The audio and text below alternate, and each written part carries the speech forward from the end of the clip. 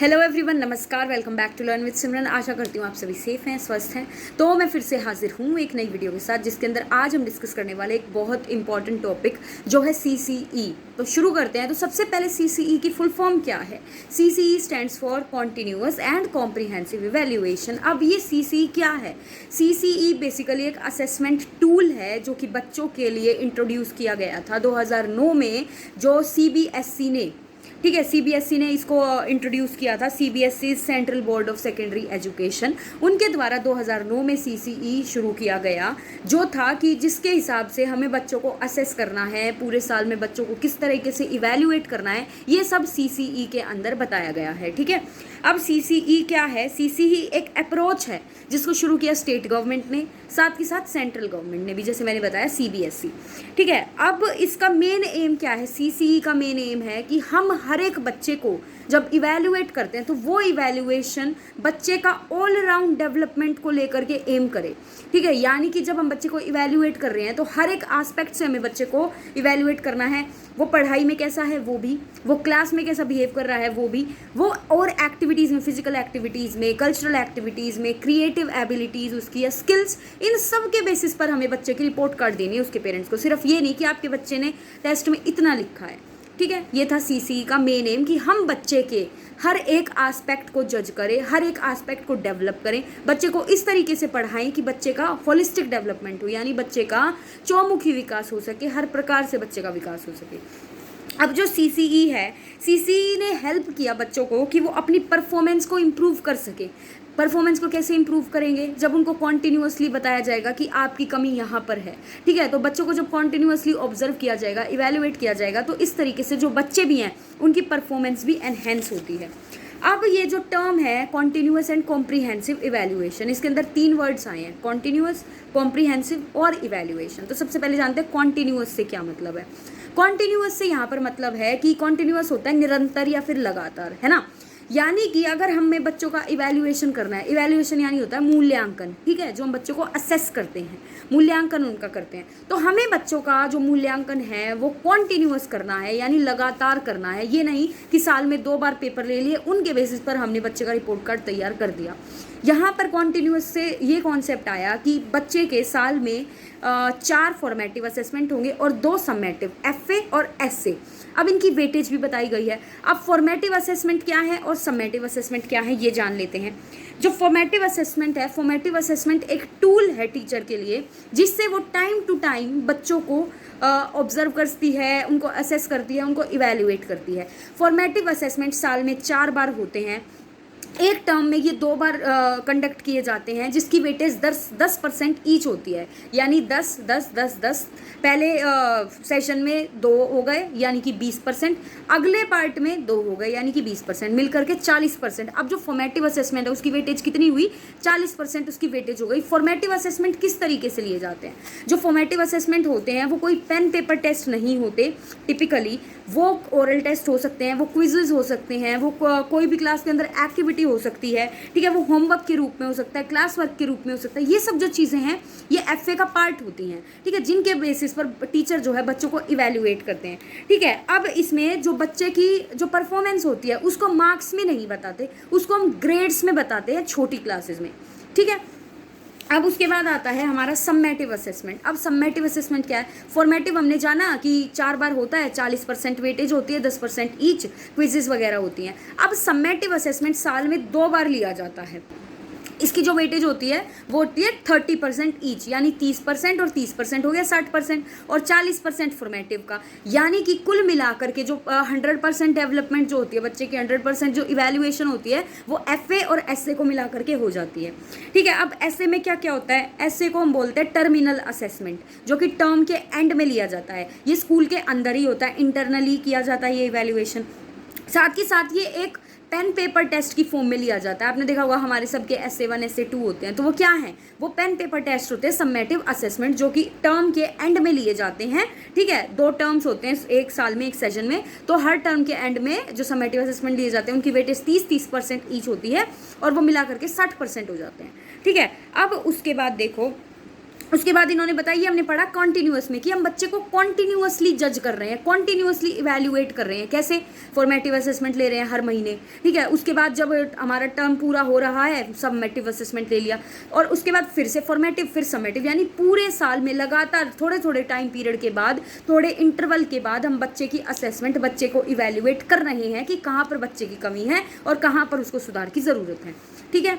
अब उसके बाद सेकंड टर्म हमारी आती है, वो होती है कॉम्प्रिहेंसिव। कॉम्प्रिहेंसिव को बोलते हैं व्यापक, ठीक है। तो व्यापक का मतलब होता है कि जो हर एक एस्पेक्ट को कवर करे। तो हमें ऐसा इवैल्यूएशन करना है कि जो कॉन्टिन्यूअस तो हो, जो सतत तो हो, लेकिन साथ साथ व्यापक यानी कॉम्प्रिहेंसिव भी हो।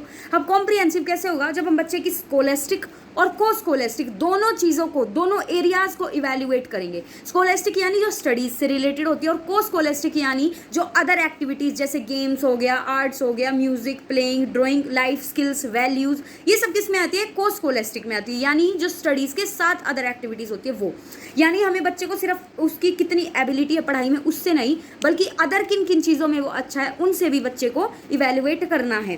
तो अब इन्होंने बताया कि स्कोलेस्टिक में तो हमने एफए और एसए लेकर के बच्चे को इवैल्यूएट कर दिया, ठीक है। अब को स्कोलेस्टिक एक्टिविटीज़ में कैसे इवैल्यूएट करेंगे बच्चे को, कैसे बताएंगे कि वो बच्चा कितना अच्छा है? तो को स्कोलेस्टिक एक्टिविटीज़ के लिए क्या क्या किया है? को स्कोलेस्टिक एक्टिविटीज़ के लिए एक 5 ग्रेड पॉइंट स्केल बनाया है, ठीक है। एक ऐसा स्केल है जिसके अंदर 5 ग्रेड पॉइंट्स हैं, ठीक है। अब वो जो 5 ग्रेड पॉइंट्स हैं उनके बेसिस पर बच्चे को क्या किया जाएगा?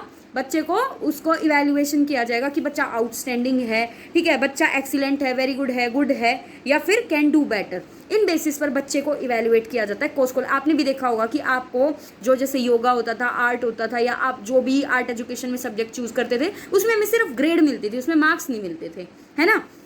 तो ऐसे ही अब जान लेते हैं कि को स्कोलेस्टिक में आता क्या क्या है। को स्कोलेस्टिक में हमारी लाइफ स्किल्स आ जाती हैं, कि इमोशनल स्किल्स, थिंकिंग स्किल्स, ये आ गई हमारी लाइफ स्किल्स में।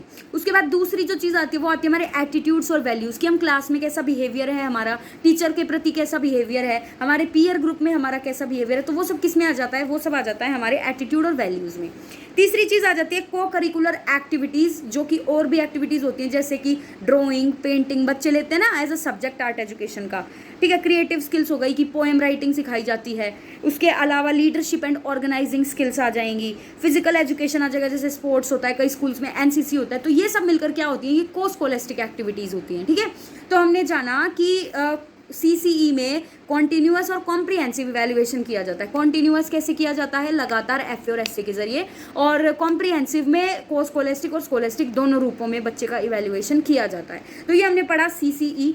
अब उसके बाद पढ़ते हैं कि सीसीई के आखिर ऑब्जेक्टिव्स क्या थे, कि क्यों सीसीई को लाया गया। तो जो सीसीई था उसके ऑब्जेक्टिव्स थे, यानी उसके उद्देश्य था कि बच्चों को एनकरेज किया जाए, ठीक है, बच्चों को एनकरेज किया जाए कि उनकी कॉग्निटिव एबिलिटीज़ के साथ साथ जो उनकी अदर इंटरेस्ट हैं वो भी उनके डेवलप हो सके, ठीक है। इसलिए सीसीई को लाया गया। साथ के साथ बच्चों की इंटरपर्सनल स्किल्स बने। देखो जब हम बच्चों से एफए करवाते हैं, प्रोजेक्ट्स बनवाते हैं, ग्रुप एक्टिविटीज़ कराते हैं, तो उससे क्या होते हैं? बच्चे की इंटरपर्सनल स्किल्स डेवलप होती हैं। साथ के साथ सीसी का ऑब्जेक्टिव था कि बच्चों की लगातार बच्चों को डायग्नोज किया जाए, बच्चों की लगातार प्रॉब्लम्स देखी जाए, साथ के साथ बच्चों को रेमेडियल भी टीचिंग करी जाए, यानी कि बच्चों को जहाँ प्रॉब्लम आ रही है उसके बाद उनको वो चीज़ पढ़ाई भी जाए, उनको उसका सॉल्यूशन भी दिया जाए, ठीक है। तो ये कुछ ऑब्जेक्टिव्स थे सीसीई के। अब पढ़ लेते हैं सीसीई की कुछ कैरेक्टरिस्टिक्स कि क्या उसके फीचर्स हैं, क्या कैसा उसका कॉन्सेप्ट है, ठीक है। तो देखो सीसीई में हमने पढ़ा, ये बिल्कुल बेसिक, आप खुद भी बता सकते हो। देखो सीसीई में सबसे पहले तो CCE stands for continuous and comprehensive evaluation. CCE में स्कोलेस्टिक और स्कोलेस्टिक दोनों एरियाज को इंक्लूड किया गया है। सीसीई में ग्रेडिंग सिस्टम आया। सीसीई में एफए की जो वैल्यू होती है वो होती है 40%, एसए की जो वैल्यू होती है वो होती है 60%, ठीक है। सीसीई के अंदर नॉन अकेडमिक एरियाज जैसे कि बच्चे के एटीट्यूड, वैल्यूज, लाइफ स्किल्स, इनको भी डेवलप करवाया गया। सीसीई के अंदर 4 बार फॉर्मेटिव और 2 बार ईयरली समेटिव असेसमेंट लिए जाएंगे। तो ये कुछ कैरेक्टरिस्टिक्स हैं, ये कुछ थोड़े से फीचर्स हैं किसके? सीसीई के, ठीक है। अब पढ़ लेते हैं एडवांटेजेस क्या है, यानी फायदे क्या हुए सीसीई को इम्प्लीमेंट करने के, इंट्रोड्यूस करने के। किसने इंट्रोड्यूस किया था?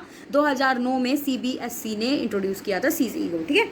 अब एडवांटेजेस क्या हैं, फायदे क्या हैं? पहला है कि बच्चों की लर्निंग प्रोग्रेस को आइडेंटिफाई कर सकते हैं। जब हम एफए लेते हैं कंटिन्यूअसली तो हम देख सकते हैं कि बच्चे के एफए में इतने नंबर आए हैं, तो मतलब अभी हमने आधा ही सिलेबस पढ़ाया, तो बच्चे को कहाँ कमी है, ठीक है, कहाँ हमें क्या चेंज करना है। साथ के साथ remedial teaching to slow learners को देने में हेल्प करता है कि टीचर ने जब देख लिया कि बच्चों को यहाँ प्रॉब्लम है तो टीचर उन बच्चों को जो स्लो लर्नर्स स्पेशली उनको रेमीडियल टीचिंग प्रोवाइड कर सकता है।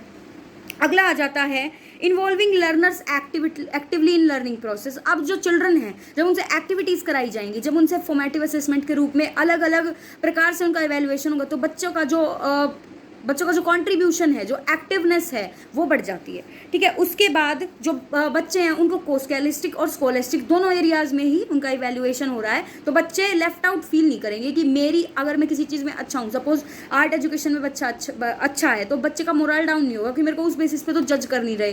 ठीक है, तो ये चीज़ साथ के साथ ये ड्रॉप आउट रेट को भी कम करता है कि जो बच्चे फेल होते हैं उस चीज़ को भी कम किया है, क्योंकि बच्चों को रेगुलरली चेक किया जा रहा है कि कहाँ पर कमी है और उनको रेमेडी भी दी जा रही है। साथ के साथ ये डे टू डे बेसिस पर भी बच्चों को इवैल्यूएट करने का मौका देता है टीचर्स को।